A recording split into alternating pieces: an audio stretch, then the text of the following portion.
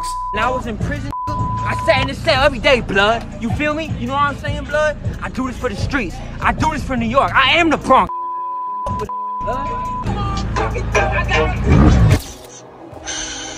the greatest rapper in the world. That's on blood. That's on Pi Ru. That's on. You a nobody, bro. Well, who you nigga ain't no blood? Filtered the fuck out. You know my shit, blood. Pull up, nigga. Pull up. There you pull up, nigga. That was Michael Cortez, aka Lil Piru, the toughest hardcore gangster boss to ever roam the streets of LA. Or at least that's how it goes down in his head. If you ever wondered what delusion looks like in real life, just take a look at Lil Piru. Oh, wait, did I mention Michael Cortez isn't even his real name? It's a fake identity he cooked up. His real name is Zachary Wallenbeck, a dude closer to a Canadian suburb than any New Yorker would freely admit. I mean, this guy literally grew up in a wealthy family, but something clearly isn't quite right up there because he flips from being a regular person to diving headfirst into this over-the-top fake gangster persona, making wild claims left and right. That's why real niggas tattoos on their face because they don't work no job. 1 minute he's lying about his age, saying he's 19 in one of his songs, then switching it up to 24 during an Instagram live when, in reality, he's just a 28-year-old white dude. Oh, how old you was, like 27? No, I'm like 24, nigga. And the lies don't stop there. He's constantly changing up his backstory too. One day, he's from South Bronx, New York. The next, he's claiming to be Colombian. You stay in Miami? Yeah, I'm in Miami right now. Is that where you're from? No, I'm from New York. What part of New York? South Bronx. Are you Spanish? Yeah, I'm Colombian. Mi español es muy poquito. Nintendo's a gay taquito. Pero And he's even got the nerve to brag about going to prison, asking people if they've done time like it's some kind of badge of honor. Oh, let me ask you a question. You ever been to prison? Nope, never shot about prison. But that's not all. The mugshots he flaunts are fake, and so is that visitation photo he tries to pass off as legit. No, you know what I'm saying? Pi Ru is like, his heart's racing right now. He's like, I'm exposed, but real spill. You faked your mugshot. Why'd you do that? Is that a clout stunt? Lil Piru also loves to say he's a known member of the Peru Bloods, but anyone who knows anything about the streets can see through that lie. Bronx. Now I was in prison, I sat in the cell every day, blood. You feel me? You know what I'm saying, blood? I do this for the streets. I do this for New York. I am the Bronx. Fuck with a nigga, blood. And let's talk about his rap music. He's out here claiming to be the best rapper around, but in reality, nobody's feeling his tracks. They're a total flop. Everywhere I go, I keep a clock. Gucci bag, Gucci down to the socks. Lil tryna suck all on the cock. And don't even get started on his tattoos. He's basically a walking, talking Lil Wayne knockoff. He's got the big lettering across his chest, the Rolls-Royce logo, the cross between his eyes, all straight up copied from Wayne. When it comes down to it, Lil Piru or Zachary Wallenbeck might just be the biggest clown you've ever seen. But trust me, there's a lot more to this story, so let's dive in deeper. My whole life, you right. I think my whole life. I know. Right, bro. So you admitted. So he admitted to having a Yeah, bro, my whole life is fake, bro. You got me. You got me, nigga. Back in 2019, a mugshot of a guy named Lil Pi Ru, who was covered in face tats and flashing diamond teeth, popped up on World Star Hip Hop. The caption had everyone buzzing. It said Lil Pi Ru had just been released on bail from a Los Angeles County jail. Apparently, he'd been arrested back in July 2019, facing some serious charges: unlawful possession of a firearm, felony drug possession, and disorderly conduct. When the cops searched him, they found a loaded handgun, 2 kilos of and 19 grams of marijuana. It wasn't looking good for Lil Piru, but somehow he managed to make bail. But this guy couldn't stay out of trouble for long. Just 3 months later, World Star posted a video of Lil Pi Ru, who was out on bail, flexing what was said to be $100,000 in cash. The rumor mill started churning, and reports came out that he now had a warrant out for attempted. World Star didn't hold back either. They claimed their sources had pegged him as a known member of the Pi Ru Bloods, and he was supposedly tight with the Sinaloa cartel. If that wasn't enough drama, fast forward 6 months to 2020, and Lil Pi Ru found himself back in cuffs. This time it happened after a traffic stop in Queens, New York. According to World Star, Lil Pi Ru, whose real name is Michael Cortez, was in the back seat of an SUV that got pulled over near the Queensbridge houses for failing to signal a turn. The driver was cool with the cops, but Lil Pi Ru and another passenger weren't having it. They got combative when the officers asked them to show some ID, which only made things worse. The police ended up finding 5 ounces of marijuana and $14,000 in cash during the search. Of course, someone had to catch it all on video. There was a clip floating around showing Lil Piru with his hands behind his back before he was hauled off to the 114th police station. But just like before, he managed to walk free not long after. But it turns out that all of this was a big lie. Look at his page, it says Lil Pi Ru been arrested for gun charges and kilos. Like, that's... Did you snitch? Like, what the Lil Pi Ru is a rapper out of New York who's always claimed the South Bronx as his home turf. If you take a look at the tattoo on his right hand, you'll see he's specifically repping the Soundview neighborhood. Now, for those who don't know, Soundview isn't just any spot in the Bronx. It's notorious for its violence and is the birthplace of the infamous S-Money murder gang. This gang was founded by Peter Rollock, better known as Pistol Pete, who became a legendary figure in the streets. By the time Pistol Pete was 26, he was already facing a mountain of charges, 25 to be exact. These weren't minor offenses either. We're talking racketeering, murder, witness tampering, and even using a machine gun. The guy was deep in the game.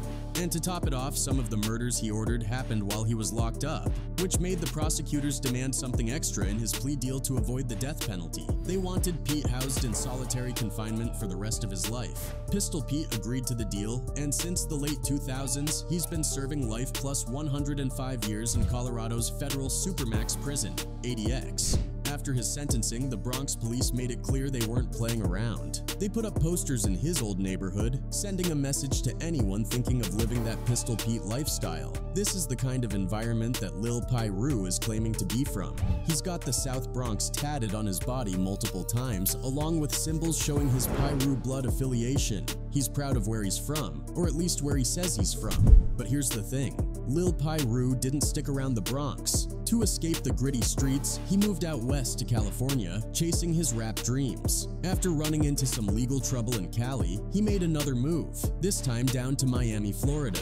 Down in Miami, he's dropped a few tracks and even been spotted on Instagram Live, chatting it up with Fly Soldier. But let's rewind a bit. Before all this Pi Ru business, back in 2012, he wasn't even going by Lil Pi Ru. He was known as Z-Weezy because his real name is Zachary Wallenbeck. He released some songs that were actually decent and was more authentic, heavily influenced by artists like Wiz Khalifa and Mike Stud. It was positive, feel-good music, nothing gangster about it. Back then, he was rocking that Kevin Federline style, even wearing brands like Pink Dolphin, which was huge about 10 years ago. Fast forward to 2016, and you'll see a whole new version of Zachary. He dropped a track called I Am The Plug, which was clearly inspired by drill music and Dirty South sounds. Even though it came out in 2016, the track felt a bit dated, like it was stuck in 2012 with a Gucci Mane vibe. It's like Lil Pi Ru was late to the party, but he was determined to reinvent himself. The song was okay, not a hit, but not a total flop either. If you're curious, you can still find it on Dat Piff and see what you think.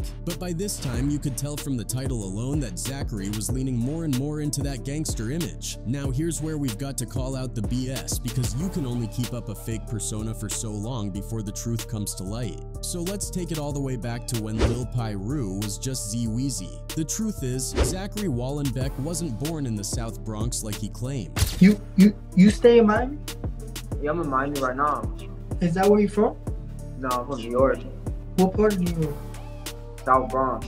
He's actually from Syracuse, New York, which is over 4 hours away from the Bronx. To put it into perspective, he's closer to Canada than he is to New York City. So that whole Bronx story, yeah, that's a big cap. Zach grew up in a pretty different environment from the one he's trying to sell. He graduated from the Christian Brothers Academy, a private school in Syracuse, and later attended Syracuse University College of Arts and Science. that you went to a private school type shit?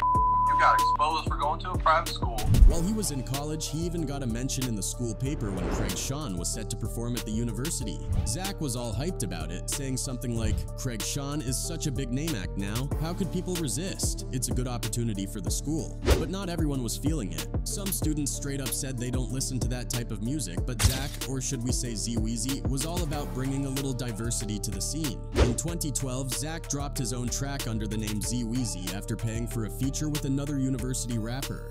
This was his first real attempt to break into the music scene. If you dig around on his old YouTube account, you'll find he only has 2 other videos posted. Both of them are just him showing off glittery G-Shocks while his friend walks around barefoot and slides, casually talking about how he doesn't want to work full-time. So all that talk about being from the Bronx? Big lie. The Wallenbeck family is firmly rooted in upstate New York. And to add to that, one of his relatives owns Rod Father's Barbecue and Catering, a far cry from the gritty streets of the Bronx. At some point, Z-Weezy decided to reinvent himself. He moved out to Marina del Rey in Los Angeles County, and this is where he first decided to get all tatted up. It's pretty obvious this kid was heavily influenced by Lil Wayne. He copied the big bold style on his chest, the Rolls-Royce logo, and even the cross between his eyes. But if you really pay attention, you'll notice something interesting on his left shoulder. He originally had Interstate North 81 tattooed on him. That highway runs through Syracuse, New York, where he's actually from. But apparently Zach wanted to erase that part of his life, or at least his past, so he quickly covered it up with Bronx South Side. I guess he did this to help his street credibility. And to be perfectly fair, you can be a rapper from Syracuse, just like how Drake is a rapper from Toronto or Sad Boy Loco from Santa Barbara. Not stereotypically dangerous cities, but they're still respected as rappers. Most people don't know what Syracuse is or what reputation it has. Now, fast forward a bit, and this guy's covered in blue tattoos. But at some point during his time in California, he decided he wanted to be a Piru blood. It's like he didn't watch enough episodes of Gangland to pick the right set, because he went and covered up all the blue tattoos and stamped Piru all over his body. Somehow he's out here claiming Murderland Mafia Piru. But honestly, it's hard to keep up with all the contradictions in his story. Now, Murderland Mafia Piru, MMP, made headlines back in 2019 when their supposed founder and leader, Dante Bailey, better known as Gutter, was sentenced to life in federal prison. Gutter was allegedly running things in Maryland, especially in Baltimore, and even took a trip out to Cali to get the green light from the Pirates to set up his own subset in Maryland. So how in the world is Lil Pi Ru out here claiming a Baltimore hood while living in California, and at the same time trying to rep the Bronx? The math just doesn't add up. But wait, it gets even wilder. Lil Pi Ru is out here telling folks he's a 24-year-old Colombian dude when he's chatting it up on Instagram with teenagers. In reality though, he's a 28-year-old white guy. Yo, I got no record label deal, bro. I did everything on my own, out the mud. That's cool. How old you was, like 27? No, I'm like 24. Show some respect, blood. This man is out here living a lie, pretending he's Hispanic, going by the name Michael Cortez, probably thinking that'll get him a pass to say the N-word. But that's all cap. You don't have to look too hard to see the truth. Just check out his sister. Gorgeous blonde hair, blue eyes, the whole 9 yards. The genetics don't lie. And get this, his sister lives out in Cali too, and they even shared the same California address at one point. She's flown down to Miami to see him, and if you pay attention to her posts compared to his, you can easily connect the dots. It's pretty clear why she doesn't even put her last name on social media. Probably because of how many people have tried to blow the whistle on Zachary Wallenbeck and expose his whole fake persona. Now, the dumbest thing one would ever hear coming out of Lil Pi Ru's mouth has nothing to do with claiming Bloods or running the South Bronx. It's when he asks someone if they've ever been to prison. Like that's supposed to make you tough or something. Oh, let me ask you a question. Ever been to prison? Nope, never thought about. This dude had the audacity to claim he did 25 months on Instagram, but that's just big cap. For starters, he was all over Twitter the whole year of 2016. If he really was locked up, you know he would have been snapping selfies every chance he got, showing off a prison phone or something. You know what I'm saying?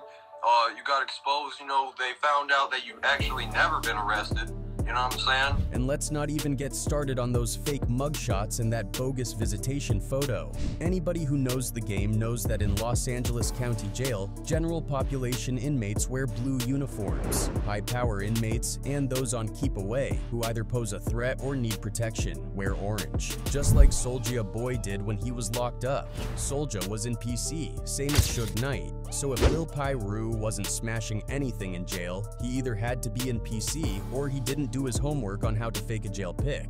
But honestly, it's more likely he just made the whole thing up. And you faked that mugshot, and you faked that picture of you in prison talking on the phone. You know what I'm saying? You went to a movie set for that. And here's the thing. There's no way you're bailing out on charges involving 2 kilos and a gun, then skipping the state and getting arrested in New York. That's just not how it works. This guy is following the same pattern we've seen with other wannabes who cover their faces in tattoos just to get attention. Take the Island Boys, for example. At least they had something to show for their careers, but even they've fallen off the face of the earth now. Let's take a step back and talk about Alex and Frankie, the twins behind the Island Boys. These two were born in Miami, Florida, and came from pretty humble beginnings. They were raised in a tight-knit Cuban-American family and shared a love for music. Their dream was to make it big in the hip-hop industry, and they were willing to do whatever it took to get there. Their journey started in the early 2020s when they jumped on social media. With their bleached dreadlocks and intricate face tattoos, they were hard to miss. That look alone got them noticed online, and before long, they started posting videos of themselves singing, rapping, and just showing off their unique style. Their big break came when they dropped a video of their original rap song, Island Boys. It was catchy, and the hook, Island Boys, We Really Keep It Up, blew up. The video went viral, pulling in millions of views, and suddenly everyone was remixing and parodying the track.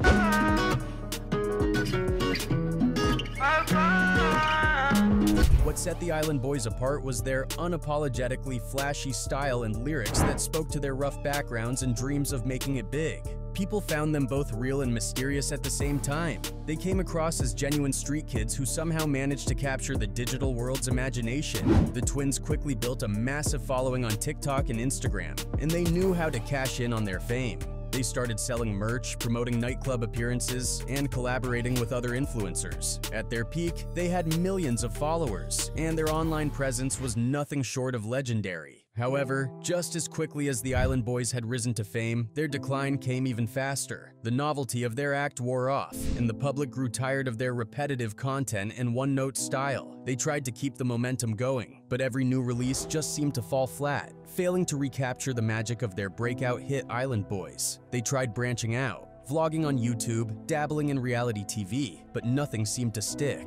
Their social media feeds, once filled with raw and genuine content, became overrun with forced promotional posts. The more they tried to push their brand, the more inauthentic they seemed. It didn't take long for fans to see through the facade, and the credibility they once had crumbled. The raw energy that initially drew people in had vanished, replaced by something that felt more like a desperate attempt to stay relevant. On top of that, their controversial choices in tattoos and overall appearance started to backfire. They faced backlash for what many saw as cultural appropriation, with people accusing them of exploiting a caricatured version of island life for profit. As with Lil Piru, the audience eventually saw through the act, calling out the whole facade.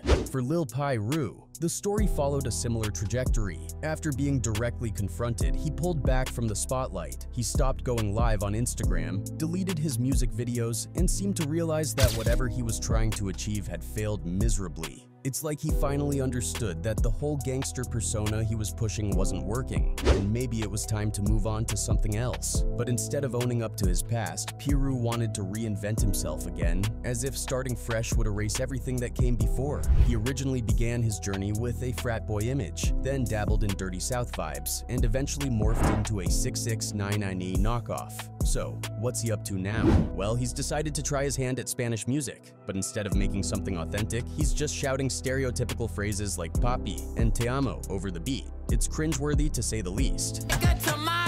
She always call me papi, papi chulo, I'm a papi. In addition to this new musical direction, he's also trying to pass himself off as a lifestyle influencer, flaunting expensive clothes and flashy watches. But not surprisingly, it hasn't all been smooth sailing. He even got punched in the mouth once, probably because he keeps throwing around the N-word like it's nothing. Never been more disrespected in my f***ing life than I just have tonight.